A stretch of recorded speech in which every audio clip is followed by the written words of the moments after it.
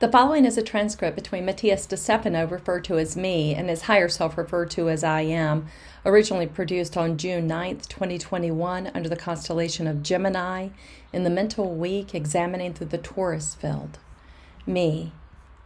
To be or not to be, that is the question.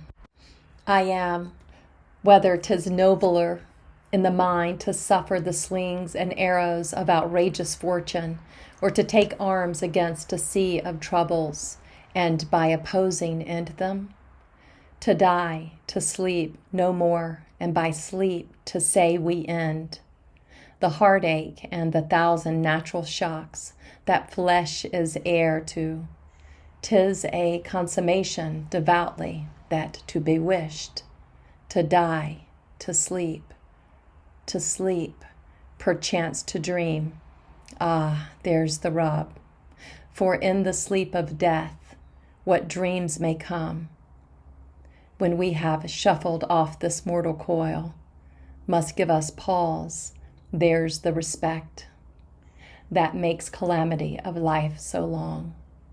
For who would bear the whips and scorns of time, the oppressor's wrong, the proud man contumely, the pains of despised love, the law's delay, the insolence of office and the spurns that patient merit of the unworthy takes, when he himself might his quietus make with a barren bodkin, who would fardel bear to grunt and sweat under a weary life, but that the dread of something after death, the undiscovered country from whose bourne no traveler returns, puzzles the will and makes us rather bear those ills we have than fly to others that we not know of.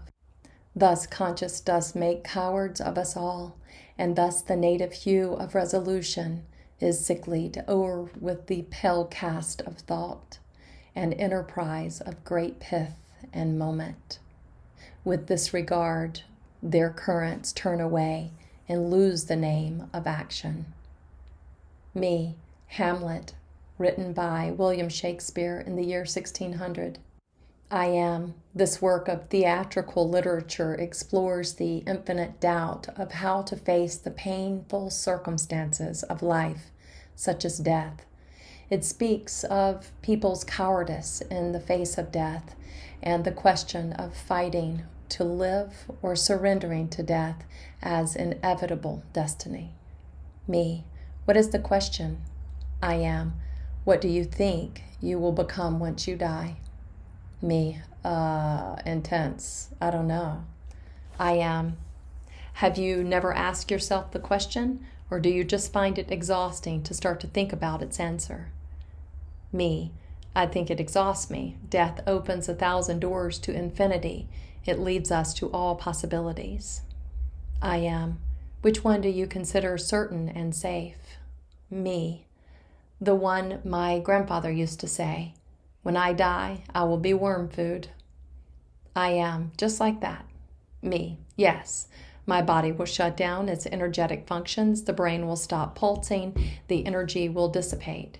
So the cell will not be able to get what they need from me, and the atoms will start to look for energy in other forms. The insects will be in charge of distributing my atoms and therefore their energy through the earth, which will pass the roots of the plants and will end up nourishing the fruits, which will feed the birds, the animals, and which will return to the mouths of people, so that my energy continues to transform, to be reborn.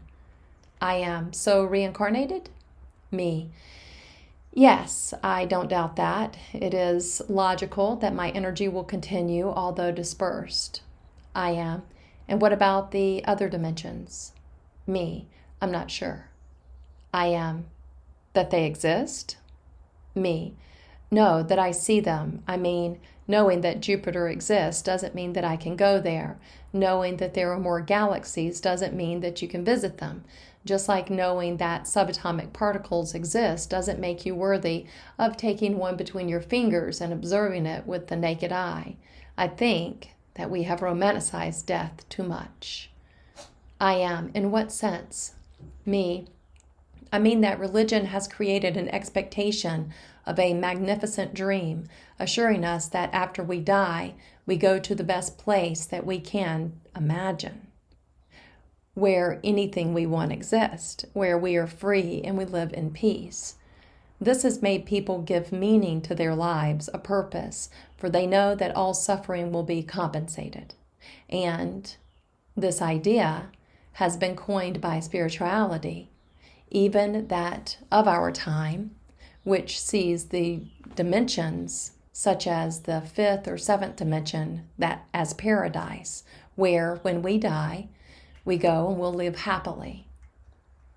There are so many different stories about what happens next that if you start to analyze them, at a certain point you realize that they are all merely cultural.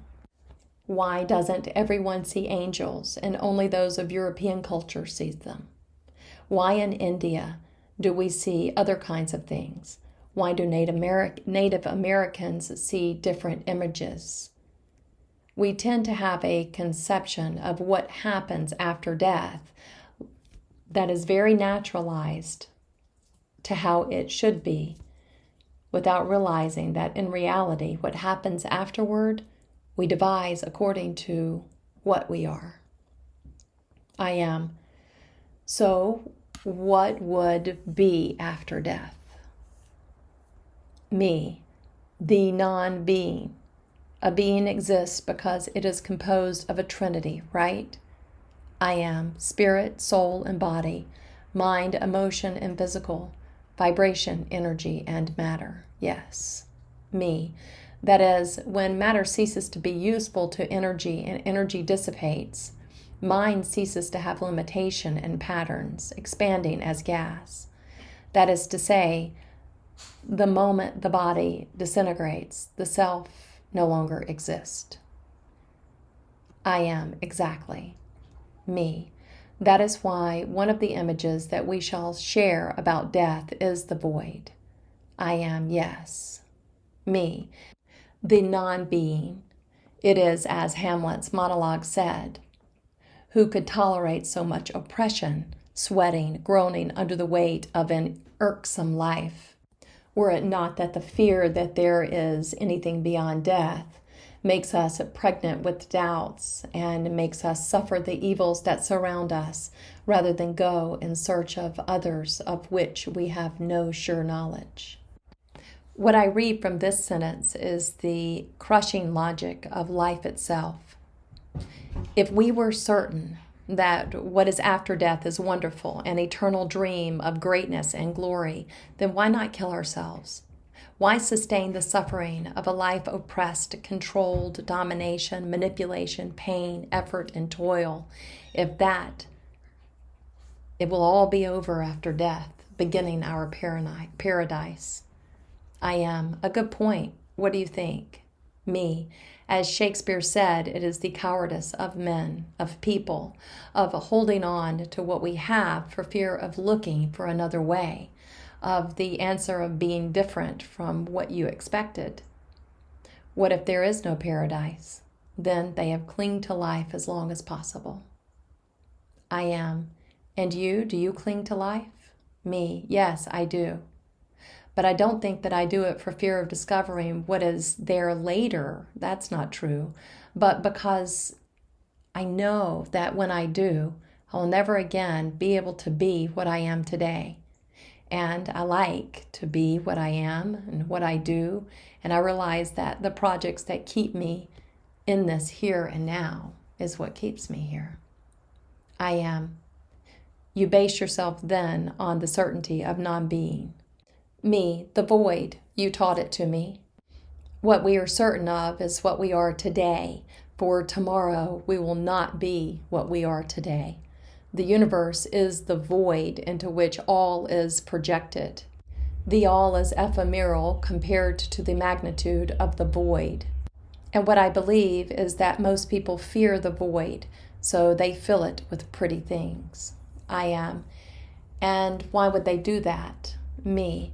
because they believe that they were created. They forgot that they are not created, but creators, and that the void is not a dark and frivolous place, but a canvas upon which to paint. That is why it is a question. The real question is the choice to be or not to be, knowing that one way or the other you exist. I am excellent. Me, how? I am. That is the real question. It lies not in living or dying, not in believing in something that will come later or in clinging to life, but in the full awareness that beyond one or the other you exist. The void is nothing more than the fertile field where the whole grows. To search for existence, starting from the seed that generates the plant, makes you blind to the soil that contains and nourishes it. There is no separation between one thing or the other. The whole needs the void to exist. The whole gives consistency and purpose to the void. The human need to be both here in life and there beyond death is nothing more than a constant projection of its most basic insecurities and needs. Perhaps this discussion is complex for most who are on the path of development, of understanding the universe. Me. Why do you say it is difficult? I am. Because the answer negates everything else. Everything else said, while at the same time making sense of it. The dimensions, the heavens, the entities that exist on other planes, ourselves, heaven, paradise, none of it really exists. They are all mental seeds in an empty field. Me, and we are the farmers. I am, exactly. Arts, dimensions, skills, attributes, sciences, stories, realities, and dreams are all seeds that would germinate only in emptiness, and emptiness embodies the idea of non-being. Me. In order to be, then, we must first accept that we are not. I am. That's right. Non-self is the field where the self grows. Therefore, you will not find substance in anything that you do or believe if you do not first dare to see your emptiness and dare to not be. Me. It is like dying in life. I am. Knowing that death does not exist, and death is only the removal of the veil of existence. At first, this hurts. Me. It leads to depression. It's horrible to see it like this. I am. But the time will come when you realize that it is not so horrible, because it frees you. It frees you from expectation, and it frees you from oppression. Me. It's like a very atheistic, scientistic view. I am. And yet, it is the greatest of spiritual consciousness. It is where the extremes meet. When you understand this, you become aware that you are the true field that nurtures the seeds of your being, and you become responsible. The fear of not being is what holds us to the pains of life. But knowing that you are not, that you have never been real, and that all that you are is an idea, doesn't this give you the strength to decide for yourself what you want to live? Me. This reminds me of the cliche phrase, don't put off till tomorrow what you can do today, or others like, all we have is the here and now. I am. So, here and now, in being and not being, at the point of existence, is where we can recognize ourselves as a creator that is not coming or going anywhere, but is or is not, depending on its potentialities. Me. So I must make coherent use of potentialities in order to be here and beyond, that which I wish to be and manifest in the now. I am. Connect yourself with the emptiness in you. Hermetize yourself to the idea of not being, and only then will you be able to really be. Me, being and not being, I am. That is the answer.